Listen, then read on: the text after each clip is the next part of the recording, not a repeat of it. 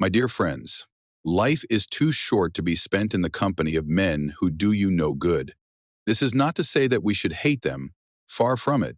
We are called to love all, even those who mean us harm. But loving a man does not mean tying yourself to him, and it certainly does not mean allowing him to shape your character. There are, I believe, at least 8 types of men one must avoid if one wishes to live a life of purpose and peace. 1. The excuse maker. This man has an answer for everything, except his own failures. He is never at fault, never responsible, always the victim of circumstance. A man who will not own his mistakes will never grow, and if you stand too close, you will find yourself making excuses too. 2. The pleasure drunk. To him, life is nothing but amusement. Work is a nuisance, duty is a burden, and self-control is an old-fashioned idea. He is always seeking the next thrill, but never the next step forward. If you follow him, you will soon find that pleasure, when chased too hard, turns into emptiness. 3. The sweet talker. He has a way with words, this one. He will charm, flatter, and make you feel important. But watch carefully. His words are hollow, and his promises break like thin ice. A man whose words and actions do not align is not a man to trust. 4. The perpetual boy. This man is old enough to be a man, but he clings to the ways of a child. He avoids responsibility, expects others to carry his burdens, and treats life like a game. Such men leave a trail of disappointed friends, abandoned duties, and wasted years. 5. The bitter one. He is angry at the world. Perhaps life has wronged him, perhaps he has suffered much, but instead of overcoming his trials, he has become their servant. He speaks only of what is unfair, of how others have what he does not. Beware, for bitterness is contagious, and soon you will see injustice everywhere, even where none exists. 6. The faithless companion. He is your friend when times are good, but when the storm comes, he is nowhere to be found. He will celebrate with you in success but disappear in failure. A man who is only present in sunshine is not worth seeking when the rain begins to fall. 7. The master of lies. Some men lie for gain, others for sport, and some, most dangerously, lie so much that they no longer know truth from falsehood. A man who twists reality will twist you as well, until you no longer know what is right and what is wrong. 8. The hollow leader. He seeks power not for the sake of responsibility, but for the sake of control. He craves the admiration of others, but has no true wisdom to offer. He will lead you into battle, but only for his own glory, and when the fight is hard, he will abandon you. Final words. It is not always easy to recognize these men. Often they wear disguises, pleasant smiles, kind words, grand promises. But truth reveals itself in time, and if you are watchful, you will see the signs. Remember this: the people you walk with will determine the direction of your steps. Walk with fools and you will stumble. Walk with the wise, and you will find the path grows clearer. So, my friends, choose wisely. And if you must love these men, love them from a distance. The people we surround ourselves with have an undeniable influence on our thoughts, actions, and overall direction in life. This is not simply a matter of association, but of transformation. Whether we realize it or not, we absorb the habits, attitudes, and beliefs of those closest to us. This influence is often subtle, creeping in like mist rather than rushing in like a flood. A person who spends time with kind and disciplined individuals will, over time, find themselves developing similar qualities. Likewise, those who keep company with the reckless and unprincipled will find their own moral compass wavering. This is because human beings are deeply social creatures. We are designed to learn by imitation. Even from infancy, we copy the words, gestures, and reactions of those around us. As we grow, we begin to take on not just external behaviors, but also internal attitudes. We are shaped by the jokes we laugh at, the ideas we debate, and the ambitions we admire in others. If a man spends his time among those who constantly complain, he will begin to see the world through their lens. He will find himself focusing on what is lacking, on what is unfair, and on what he believes is against him. Over time, this negativity becomes his reality. He does not realize that his circumstances have not changed, only his perception of them. On the other hand, if he surrounds himself with those who are grateful, determined, and full of hope, he will find himself adopting their mindset. He will begin to see possibilities where once he saw obstacles. He will understand that hardship is not a reason to despair, but a challenge to be met. This transformation does not happen in a single moment, but through countless small encounters. A word here, a reaction there, a repeated pattern over time. This is how character is shaped. There is also the matter of standards. Each group of people, whether a family, a circle of friends, or a workplace, has an unspoken standard of what is acceptable and what is not. Some groups hold integrity as a high value, and within them, dishonesty is unthinkable. Others see deception as merely a tool to get ahead, and within them, honesty is viewed as naivety. A person who steps into such an environment, even with strong principles, will find themselves gradually adjusting to the norm. If a man enters a group where laziness is tolerated, he will soon find his own drive diminishing. If he enters a group where excellence is expected, he will push himself to meet that level. He may believe himself to be independent, unaffected by those around him, but history and experience tell another story. Even the strongest minds, if left in the wrong environment long enough, begin to bend. Consider also the emotional influence of those we keep close. The mood and energy of those around us seep into our own. A man who is surrounded by cynics will find his own enthusiasm dimmed. If those around him mock ambition and treat life as a joke, he will struggle to take his own dreams seriously. If he is surrounded by those who are constantly fearful, he will find himself hesitating even when he once had courage. But if he is among those who see challenges as opportunities and who press forward despite fear, he will find himself lifted by their strength. Emotions are contagious, often more than we realize. A single bitter person can poison the attitude of an entire room. Likewise, a single hopeful person can bring light to the darkest of places. One of the most overlooked influences is that of language. The words spoken around us shape our thinking. If we are constantly exposed to conversations filled with doubt, negativity, and gossip, our minds begin to operate in that same pattern. We begin to expect failure, to criticize others without thought, and to see life as a series of disappointments. But if we are surrounded by those who speak with wisdom, encouragement, and purpose, our minds take on that rhythm. We begin to see solutions instead of problems. We learn to speak with intention rather than carelessness. Words are not just sounds, they are seeds planted in the mind, and the harvest depends on what has been sown. Then there is the matter of habits. Most of what we do is not the result of conscious choice, but of repeated action. A man who spends his time with the disciplined will find discipline becoming second nature. If those around him wake early, work hard, and hold themselves accountable, he will be drawn into that pattern. But if he is among those who are careless with time, indifferent to growth, and comfortable with mediocrity, he will struggle to rise above them. Habits are powerful because they do not ask for permission. They simply form, and the habits of those closest to us have a way of becoming our own. It is also worth considering the effect of vision. A person's ambition is often determined by what they see in those around them. If a man is surrounded by those who settle for less, he will believe that is all there is. He will not dream beyond what is in front of him. But if he is among those who reach higher, who refuse to accept limitation, he will begin to think differently. He will begin to see that more is possible. He will find himself uncomfortable with staying where he is. The boundaries of his vision are expanded not by force, but by exposure.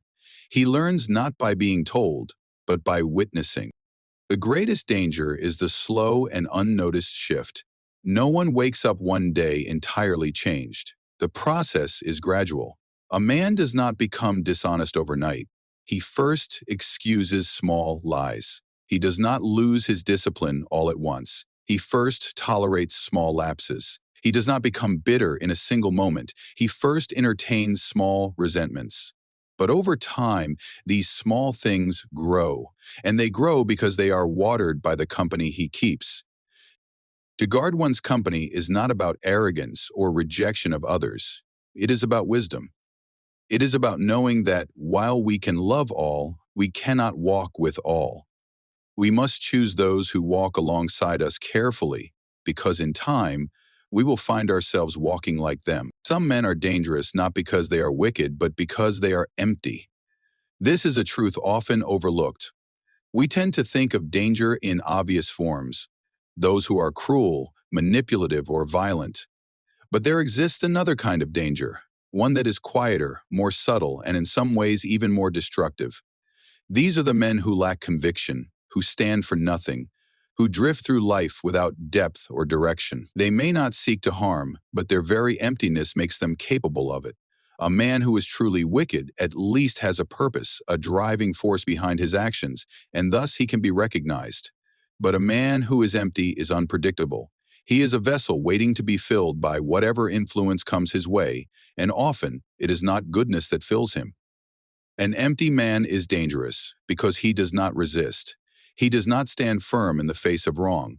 He has no foundation of belief, no sense of deep loyalty, no principle that anchors him. He is swayed by the strongest force around him, and if that force is destructive, he follows without question. He may not have the mind to scheme, the heart to hate, or the will to destroy, but he has something perhaps even worse: indifference. When a man is indifferent, he does not oppose evil when he sees it. He does not defend truth when it is attacked. He does not protect those who depend on him. He is not a villain, but he allows villainy to thrive by his inaction. History has shown that many of the greatest tragedies were not committed by men who were inherently evil, but by those who simply did nothing. These were men who followed orders without question, who stood by while others suffered, who turned away when injustice knocked at their door. They were not filled with malice, yet their emptiness allowed malice to flourish. They did not start the fire, but they stood by as it consumed everything in its path. When a man is empty, he is not his own master. He is ruled by the strongest voice, the loudest command, the most immediate pleasure. If he is in the company of the corrupt, he becomes corrupt. If he is surrounded by cruelty, he learns to accept it. He does not think deeply, nor does he challenge what he is told. He is carried by the current of the world, and where that current leads, he goes. A man who is empty is also dangerous because he does not inspire trust. You cannot rely on him in a time of need. He may smile, he may agree, he may even promise, but when the moment of testing comes, he vanishes. He lacks the strength to endure, the depth to understand, the resolve to stand firm. He is like a tree with shallow roots. When the winds of difficulty rise, he is the first to fall, and when he falls, he does not fall alone. Others who leaned on him, who believed in him, who trusted his presence, are left to suffer in his absence. He is not cruel, but he does not protect. He is not deceitful, but he does not tell the truth when it is most needed. He is not a traitor, but he does not remain loyal when it matters most. There is a certain emptiness that comes from a life without purpose. A man who has no direction will seek fulfillment in anything that offers temporary satisfaction. He will drift between pleasures, entertainments, and distractions, never committing to anything greater than himself. He will avoid difficulty, shun responsibility, and refuse to sacrifice for anything beyond his own comfort. Such a man is not outright dangerous in the way a thief or a liar is, but he is dangerous in another way. He cannot be counted on. He is a companion in fair weather, a friend in easy times, a supporter when it costs nothing. But when hardship arrives, he disappears. He does not betray, but he abandons. He does not attack, but he withdraws.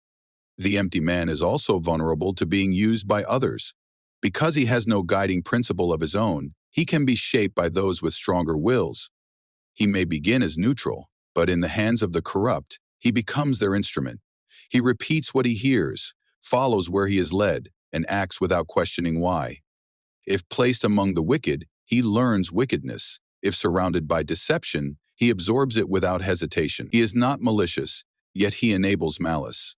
He is not cruel, yet he allows cruelty to spread unchecked. A man who is empty cannot give strength to others. He cannot lead because he does not know where he is going. He cannot teach because he has not learned. He cannot uplift because he himself is hollow. He may have charm, wit, and even intelligence, but these things without depth are meaningless. He may be agreeable, friendly, even pleasant to be around, but when life demands more than surface-level kindness, he offers nothing. He is present in the good times, absent in the bad, and silent in the moments that matter most. There are many ways a man becomes empty. Some are raised without guidance, never taught to think, to stand, to believe in something beyond themselves. Others begin with conviction but allow it to erode through neglect, distraction, or fear. Some lose their sense of purpose after repeated failures, disappointments, or betrayals, retreating into indifference as a means of protection. But regardless of how it happens, the result is the same. A man without substance, without inner fire, without the will to shape his own destiny. It is easy to underestimate the danger of an empty man. He does not appear threatening, he does not seek to harm, nor does he demand power. But his very lack of substance makes him a risk to those who rely on him. He cannot be trusted to remain steadfast in difficulty. He cannot be depended on when decisions require courage. He does not act against wrong, nor does he defend what is right. He is not a force for evil, but neither is he a force for good. And in a world where wrong triumphs when good men do nothing, an empty man is a dangerous one indeed. Avoiding certain men is not about judgment, but wisdom. There is a great difference between condemning a person and recognizing the danger of their influence. To judge is to assume the role of a moral superior, to declare another as worthless, beyond redemption, or unworthy of grace. But to exercise wisdom is to discern what is healthy, what is beneficial, and what leads to destruction. It is not an act of cruelty to step away from a man who constantly pulls you into trouble. Nor is it a lack of love to refuse close companionship with those who do not share your values. It is simply the understanding that the company you keep shapes the person you become. Many struggle with the idea of avoiding others, fearing that it is unkind or uncharitable. But one must consider the nature of influence. People do not exist in isolation. They affect one another, whether they intend to or not. A man who is constantly surrounded by dishonesty will, in time, struggle to maintain truthfulness. One who spends his days with the reckless will find his own discipline slipping away. A man who walks with the wise becomes wise, but a companion of fools suffers harm, not because he himself is foolish, but because foolishness is contagious. This is not about assuming superiority over another, but about understanding that the atmosphere one breathes determines one's health. There is a great difference between loving a person and allowing them to shape you. One may love the man who is bitter, but if that bitterness seeps into one's own soul, it has done harm. One may wish the best for a man who is unreliable, but if trusting him leads only to disappointment, it is wisdom to step away. One may have compassion for the man who constantly excuses his failures, but if such excuses become one's own, it is clear that the relationship is not leading to growth. To avoid such people is not to say they are beyond hope, but to acknowledge that their presence does not help you move forward. Some men are not malicious, yet they drain the energy and focus of those around them. The man who always complains may not intend harm, but his presence creates a climate of negativity. The one who constantly seeks pleasure may not actively lead others astray, but his influence fosters distraction. The one who lacks ambition may not wish to hold another back, but his example makes mediocrity seem acceptable. These men are not enemies, yet their effect is no different than an enemy's, slowly weakening the resolve of those who stand too close. Wisdom is the ability to see where a road leads before walking too far down it. It is knowing that some men will never change, not because they are incapable, but because they refuse to do so. A man who refuses to take responsibility for his actions today will likely do the same tomorrow.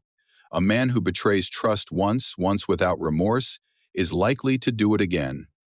It is not judgment to recognize a pattern of behavior and decide not to subject oneself to it. It is not cruelty to avoid being caught in the same cycle of broken promises, wasted effort, or unnecessary pain. Some hesitate to step away from harmful influences because of loyalty, believing that leaving a friend behind is an act of betrayal. But true loyalty must be given to what is good, not simply to what is familiar. If remaining close to someone causes you to compromise your own values, it is not a mark of faithfulness, but of weakness. A wise man understands that he cannot save another by drowning alongside him. He may offer a hand, give counsel, and pray for change, but if the other refuses to rise, wisdom demands that he walk away. It is also important to consider the direction in which one's life is headed. A man with a clear vision, a strong sense of purpose, and a desire for growth cannot afford to be surrounded by those who have no direction. It is not about looking down on others, but about recognizing that not all paths align. A man who wishes to build something meaningful cannot be constantly entangled with those who waste their days. A man who seeks wisdom cannot afford to be surrounded by fools. This is not a declaration of their worth, but an understanding of one's own priorities. Avoiding certain men is also a matter of protecting one's inner peace.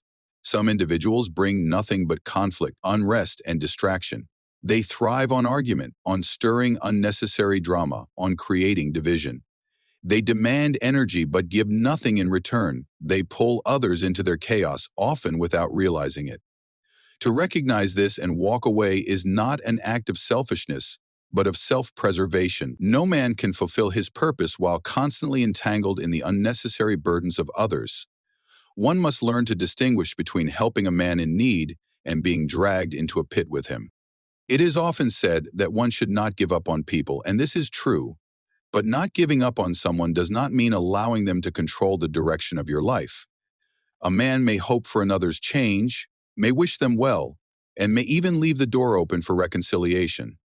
But he does not have to stand beside them while they destroy themselves.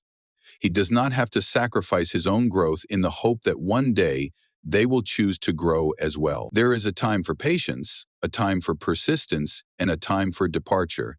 Knowing when to leave is not a failure of love, but an act of wisdom. To avoid certain men is not to declare them worthless, nor to pretend that one is without faults. It is simply to understand that relationships shape a person and not all relationships are worth maintaining. One can wish a man well without walking beside him. One can offer a prayer for his good while knowing that his presence in one's life is no longer beneficial. Avoidance, in this sense, is not an act of rejection, but of choosing a path that leads to life, growth, and strength.